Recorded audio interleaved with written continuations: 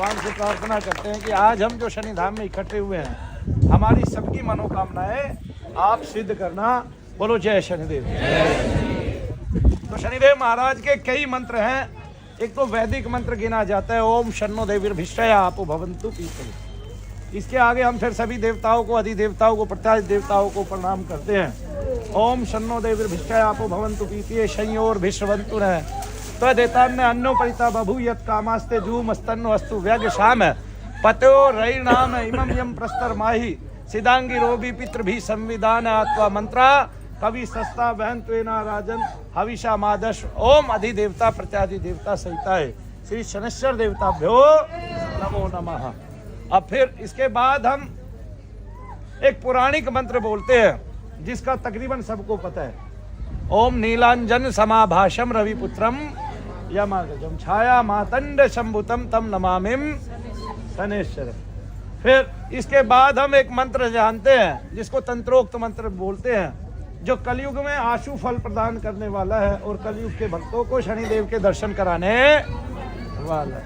ओम शम शनैश्वराय नमः। इसके ब्रह्मा ऋषि हैं, गायत्री छंद है और ये शांति प्रदान करने वाला मंत्र है, भक्तों को दिशा मार्ग दिखाने वाला मंत्र है और शनिदेव के दर्शन कराने वाला मंत्र है। ये अतुलित अपार शनिदेव की कृपा प्राप्त करने वाला, कराने वाला मंत्र है और संसार के सभी भयों को दूर करने वाला मंत्र है। ये औषधि है, बहुत सारे रोगों का विनाश करने वाला भी मंत्र है। इसके अलावा एक ऋषि ने, जो वामदेव नाम है जिनका, उन्होंने भगवान शनि का एक मंत्र और बताया जो हमारे शत्रु का नाश करने वाला है। तो मेरे साथ साथ बोलेंगे ओम राम राम ह्रीम ह्रीम शत्रु विदारे मार्तंड शून्य श्री शनैश्वराय नमो नमः। एक मंत्र ये भी है जिसका उच्चारण किया जाता है, लेकिन ये केवल शत्रु के नाश के लिए है, केवल शत्रु का हनन करने के लिए। लेकिन चूंकि इसमें ह्राम बीज है, ह्रीम बीज है, तो ये दोनों जो है रोगों का रोकथाम करते हैं। किसकी रोकथाम करते हैं? शरीर में रोगों की रोकथाम करते हैं। और फिर भगवान सूर्य के सुपुत्र हैं, ह्राम भी सूर्य को लेके बोला जाता है। राम ह्रीम ह्रूम हेम रोम है, तो रे अग्नि तत्व होता है इसमें और है आकाश तत्व होता है।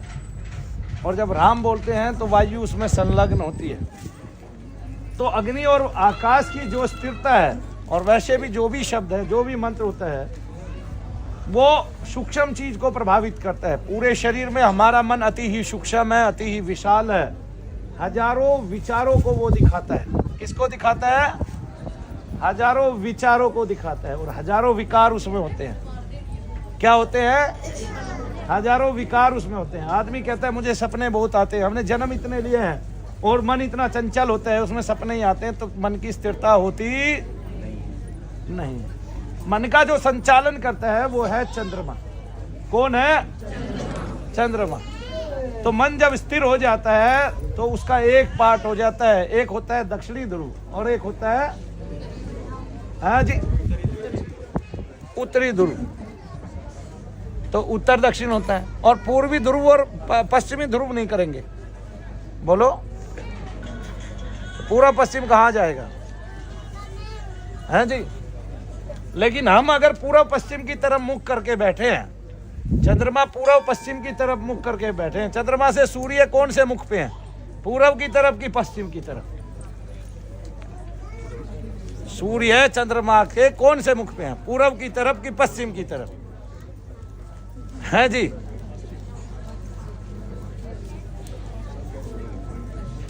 चलो उधर मुंह करो अपना, इंटेलिजेंट, या मेरी तरफ मुंह करो, ऐसे सीधा मुंह करो ऐसे। हाँ, अब ये तुम्हारा कौन सा ध्रुव है? चंद्रमा सूर्य की तरफ मुख करके बैठे हैं, तो मुख किधर है? सूर्य किधर है चंद्रमा से? पूर्व में है कि पश्चिम में है कि उत्तर में है कि दक्षिण में है जी? पश्चिम में। तो जब सूर्य को चंद्रमा देखेंगे वहां खड़े होके अपनी जगह से, तो किधर पड़ेंगे, किस तरफ देखेंगे, देखेंगे तो पूर्व में ना। अब पूर्व किधर है, पूर्व उधर है जी, पूर्व किधर है, उधर।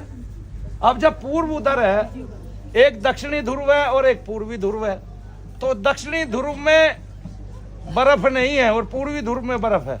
क्या है बात, क्या है बताइए, या उल्टा कह रहा हूं, उल्टा कह रहे हूं। हाँ तो चलो तो ठीक है, उल्टा कहा मैंने, मान लिया मैंने उल्टा कहा, तुम्हें समझाने के लिए तो उल्टा बोलना पड़ेगा। मैं चंद्रमा हूं, मैं सूर्य को देख रहा हूं, नहीं समझे, मैं चंद्रमा हूं, मैं सूर्य को देख रहा हूं।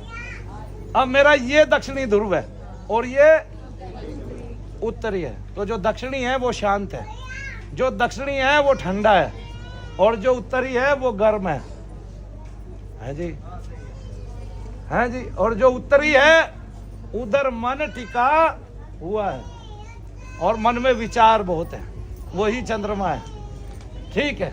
तब मन का एक पार्ट शांत है, वो दूसरी तरफ है, दक्षिण की तरफ है। आपने चंद्रमा की धरती को देखा है जी, देखा है कि नहीं? अरे भाई वो एक आजकल नासा वाले है ना, नासा वाले वो चंद्रमा की सतह को दिखाते हैं ना, चंद्रमा की सतह पर क्या है, तो वो दक्षिणी ध्रुव के चंद्रमा को दिखा रहे हैं कि पूर्वी ध्रुव के दिखा रहे हैं? अरे भाई गड्ढे किधर है, दक्षिण में है कि पूर्व में, देख लो फिर बता दो मुझे।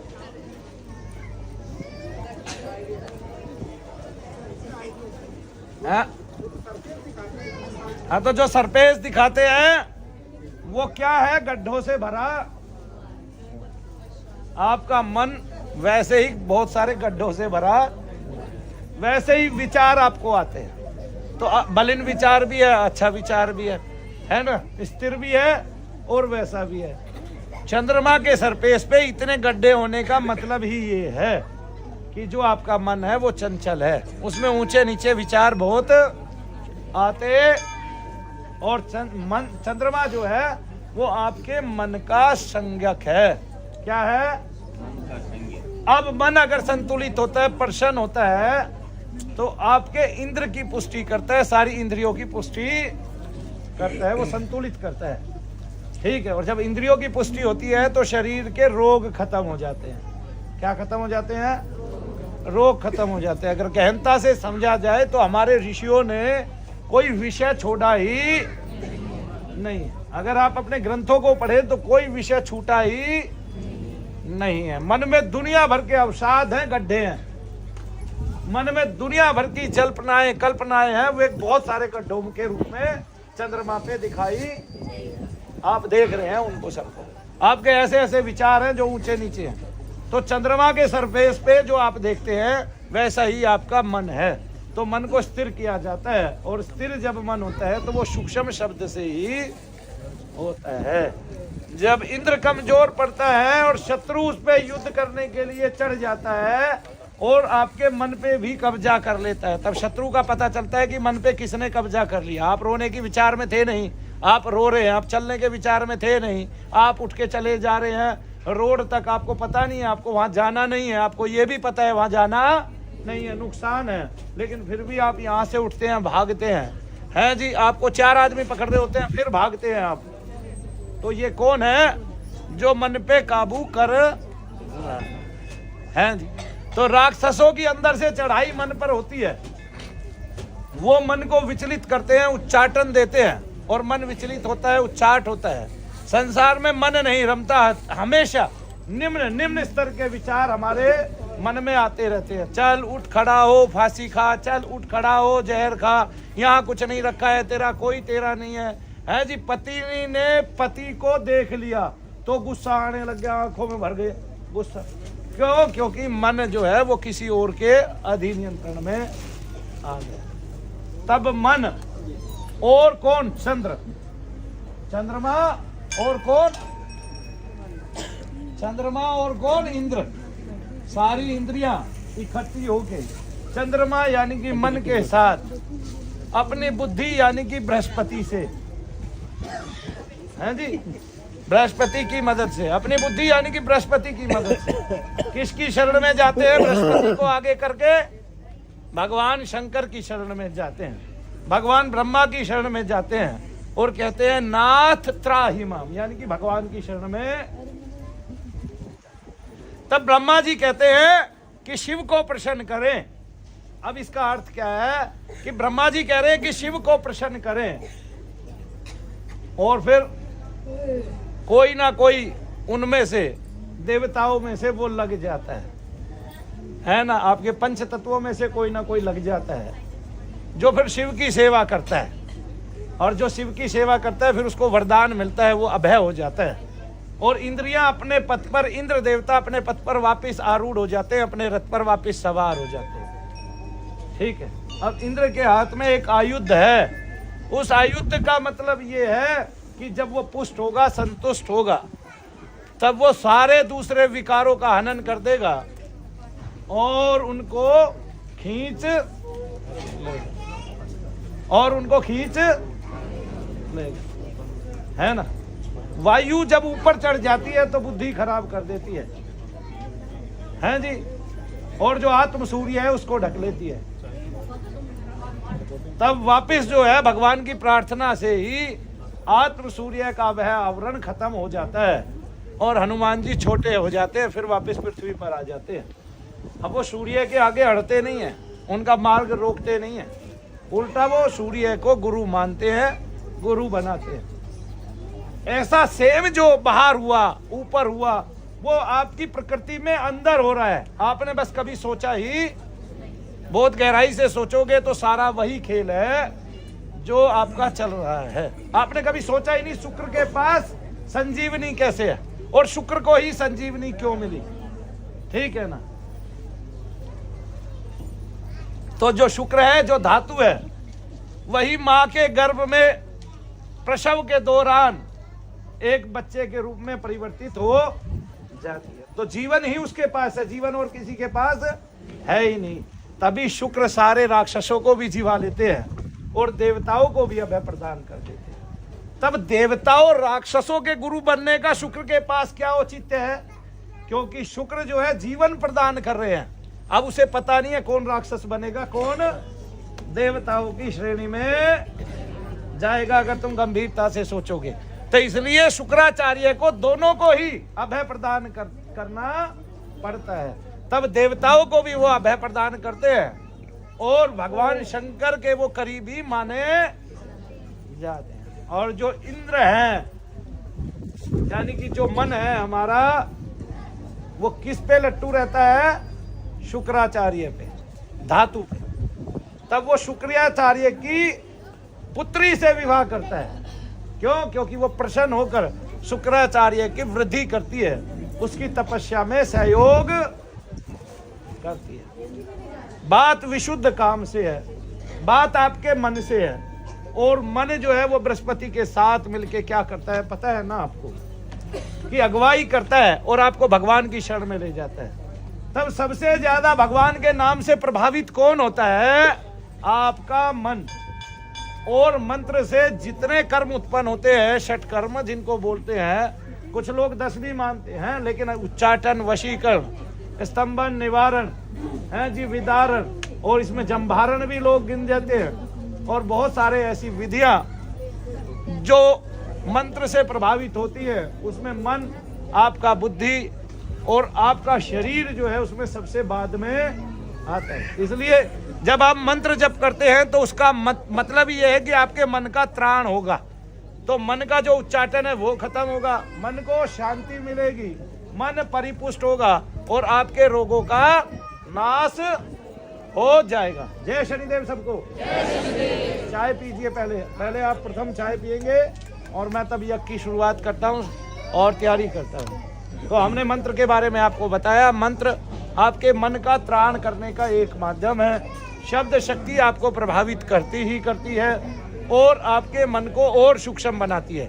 इसलिए केवल मंत्र से, नाम जप से ही आप इन बाधाओं से पार पा लेते हैं। और नाम जप करते हैं तो भगवान इसमें आपकी मदद करता है, आपके दोषों का, आपके शारीरिक शत्रुओं का वो विनाश करता है। जैसा बाहर कथाओं में है वैसा ही शरीर के अंदर भी है। बाहर जो है वही अंदर है, अंदर और बाहर में कोई परिवर्तन है ही नहीं है। ये भगवान ने घट बनाया है, अपनी ही लीला के अनुकूल बनाया है। आप आंखें बंद करते हैं, एक जगह आप आत्मा देखते हैं तो उसके ऊपर एक ब्लैक होल दिखता है हमेशा। क्या दिखता है? उसको ब्रह्मरंध्र बोलते हैं। क्या बोलते हैं? उसके पार नहीं पाया जा सकता। क्यों? क्योंकि उसके ऊपर क्या है ये किसी को कभी नजर आता ही नहीं है। तब हम केवल आत्मा को देख के रह जाते हैं, आत्मदर्शन ही कर पाते हैं। वो आत्मदर्शन ही पूर्ण दर्शन होता है, उसी को परमात्मा का दर्शन बोलता है। पहले हम अंशों को धारण करते हैं और बाद में संपूर्ण रूप से उसका प्रकाश, उसकी ऊर्जा हमारे अंतर्गत यानी कि हमारे हृदयस्थ हो जाती है और तब हम परिपूर्णता में आ जाते हैं। तो शुक्र ने जीवन तो दिया है, अभी उसको पता नहीं है कौन दैत्य बनेगा और कौन देव बनेगा, लेकिन वो कृपा दोनों पे करेगा, इसलिए क्योंकि जीवन केवल उसी से मिलता है ना। और आप उसकी महत्ता जानते हैं, तो संपूर्ण संसार को शुक्राचार्य की महत्ता बताने की आवश्यकता नहीं है। इसलिए जी न्यूज पे भी हमने कहा था, जी न्यूज पे हाँ, कि भगवान बृहस्पति को, देव गुरु बृहस्पति को और दैत्य गुरु शुक्राचार्य को मनु भैया का प्रणाम है। आज का दिन भी वैसे 5 देव गुरु होते हैं, 4 जो है वो देव ग्रह होते हैं और 5 जो है वो क्रूर ग्रहों में गिने जाते हैं। शनिदेव बेशक क्रूर ग्रहों में आते हैं, लेकिन अगर गुण देखेंगे और शुक्राचार्य भी क्रूर ग्रहों में आते हैं, मंगल भी क्रूर ग्रह होते हैं, राहु केतु भी क्रूर ग्रह होते हैं, तो ये क्रूर ग्रहों में आते हैं। लेकिन अगर इनके गुण देखेंगे तो सबसे ऊपर गुणधारी जो हैं वो भगवान शुक्राचार्य हैं। उसके बाद जो है आप शनिदेव महाराज का अगर पूरा वैभव और मंडल देखेंगे, विस्तार देखेंगे गुणों का, तो वो शांत है, धीर है, गंभीर है, धीमी गति से चलने वाले हैं, किसी भी निर्णय में जल्दबाजी करने वाले नहीं है। और सबसे बड़ी बात न्यायकारी है। और न्यायकारी कौन होता है? जिसका कोई नहीं होता वही न्याय कर सकता है। इस संसार में जिसका संबंध किसी से नहीं होता वही ठीक से न्याय कर पाता है, उसके अलावा कोई न्याय कर नहीं पाता। इसलिए शनिदेव महाराज मैस्कुलिन जेंडर है, जिसको हम हिजड़ा प्रजाति बोलते हैं। क्या बोलते हैं? नहीं समझे? अब उसका ना तो तू है ना ये है, तो वो न्याय करेगा ही और उसके न्याय में दम होगा, उसका न्याय सत्य पर आधारित होगा ही। तो वो न्यायकारी हमें ऐसी सोच दे, हमें ऐसी सद्बुद्धि दे कि समाज में रहते हुए हम अपने निर्णय जो है वो समाज के लिए हितकारी हो, ऐसे ही निर्णय ले पाए। अनर्थकारी हो ऐसे निर्णय कदापि हमारे से ना हो, मानव हित के हो, मानव अहित का कभी भी कोई कार्य हमारे से ना हो। और ये देह जब तक इस संसार में रहे तब तक हम लोकोपकार करते रहें और लोगों को केवल शांति का संदेश प्रदान करते रहे। तो मन विकारों से ग्रसित था, उस पे भी प्रबल राक्षस ने उस पे कब्जा कर लिया। हम पहले से ही विकारों में घिरे थे, उस पे भी प्रबल राक्षस ने उस पर कब्जा कर लिया।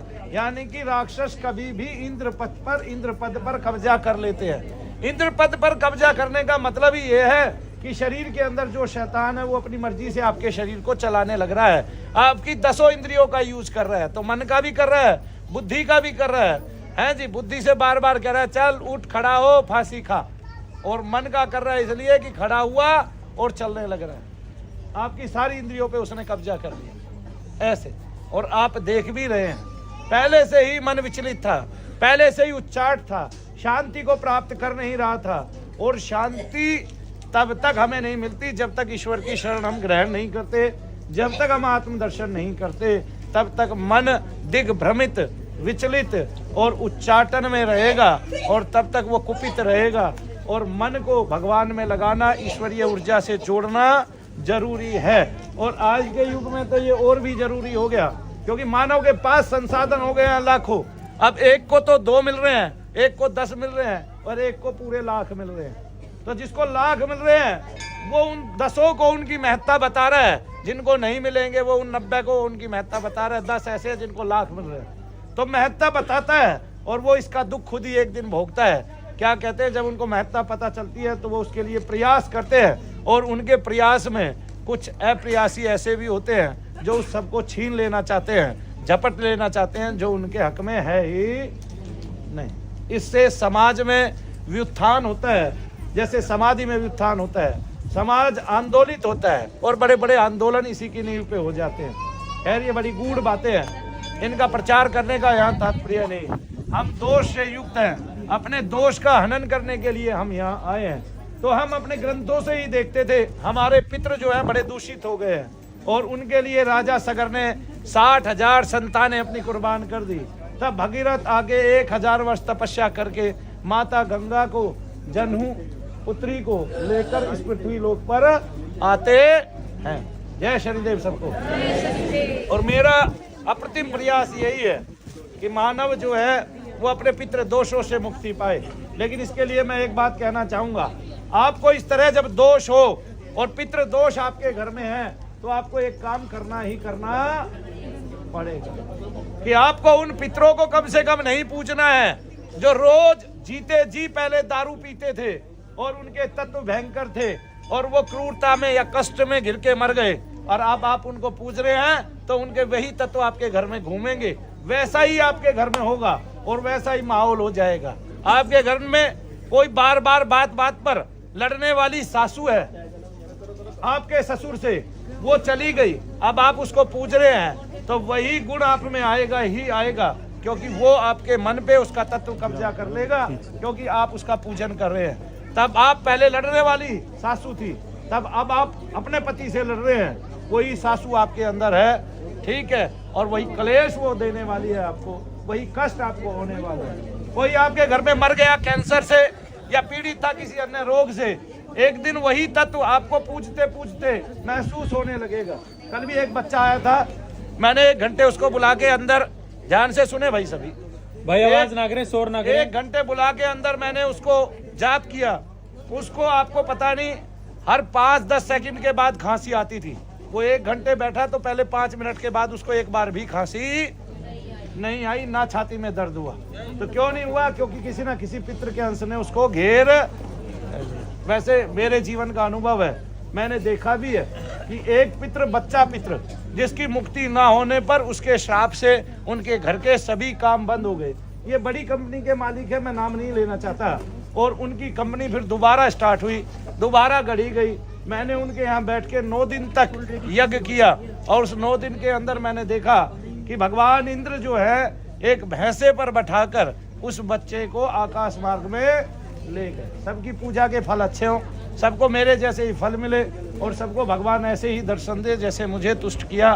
शनिदेव महाराज सब पर ऐसे ही प्रसन्न हो जैसे मुझसे प्रसन्न हुए, और सबको ऐसे ही अपनी स्तुतियां कराने का अवसर दें। और इस कलयुग के एको देवा कलो शनि, कलयुग के शनिदेव महाराज नाथ हैं। तो इस कलयुग में हम सबको शांति प्रदान करें, न्यायिक व्यवस्था प्रदान करें, हमें आनंद प्रदान करें, हमारे संतानों की वृद्धि करें, हमारा सबका यश बढ़ाएं, हमारा मान बढ़ाएं, हमारी धीरता बढ़ाएं, और किसी भी परिस्थिति में हम डोले ना, डगमगाए ना, और अपने बच्चों की रक्षा करें, उनको सुरक्षित करें और उनको वैभव प्रदान करें, और साथ में उनकी चिकित्सा और शिक्षा की जिम्मेवारी लें। और वो चिकित्सा और शिक्षा ऐसी हो कि आप उनके मन को प्रबल बनावे। सबसे पहले किसको प्रबल बनावे?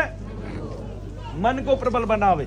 भगवान का बच्चा बना के उनको पाले और उनके मन को प्रबल बनावे, अच्छा बनावे, जिससे उनके विचार अच्छे हों। और अगर विचार अच्छे हैं तो उनको दोष नहीं लगेंगे, दूषित नहीं होंगे और उनको बीमारियां नहीं घेरेंगी। जय शनिदेव सत्य। बोलिए शनिदेव महाराज की, बोलिए परम पूज्य गुरुदेव मनु भैया जी की जय शनिदेव, जय जय शनिदेव।